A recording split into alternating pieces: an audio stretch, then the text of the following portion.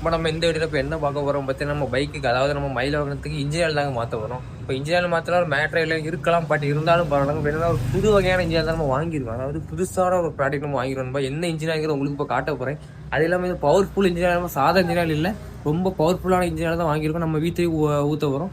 அது மட்டும் நம்ம எதனா நம்ம நெக்ஸ்ட் ரைடு போகிறோம். நம்ம அதுக்காக ஃபுல் அண்ட் ஃபுல்லி ரெடி பண்ணிட்டு இருக்கோம். ஏற்கனவே கிலோமீட்டர் ஏகப்பட்ட கிலோமீட்டர் ஓடிட்டுங்க. எத்தனை கிலோமீட்டர் ஓடிட்டுங்க உங்களுக்கு மீட்டரில் இப்போ காட்டுறேன். அதுக்கப்புறம் பார்த்தீங்கன்னா நம்ம என்ன ஆயில் வாங்கியிருக்கோம் அதையும் காட்ட வாங்க பார்க்கலாம். பண்ணிட்டு இருக்கோம் பார்த்தீங்கன்னா நம்ம இன்ஜின் ஆயில் தான் வண்டியில் மாற்றிட்டு இருக்கோம். அது மட்டும் இல்லாமல் என்ன ஆயில் வாங்கியிருக்கோம் காணிக்கிறேன். அது மட்டும் இல்லாமல் இப்போ என்னென்ன 6,000 கிலோமீட்டர் மேலே நம்ம மயிலோன்னு ஓடிட்டுங்க.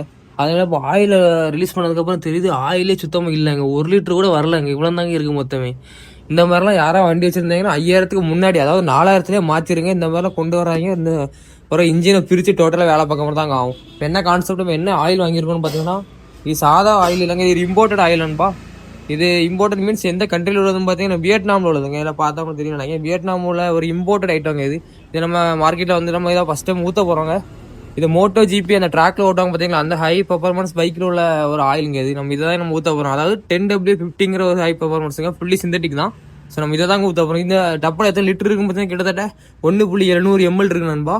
1 லிட்டருக்கு மேலே 700 ml எக்ஸ்ட்ரா இருக்கு நண்பா. அதனால் நம்ம வண்டிக்கு 1 லிட்டரே போதும்னு நினைக்கிறேன். ஸோ அதனால் மீதி வரதாங்க வச்சு நம்ம நெக்ஸ்ட் எல்லாம் டாப் அப் பண்ணால் பண்ணிடலாங்க.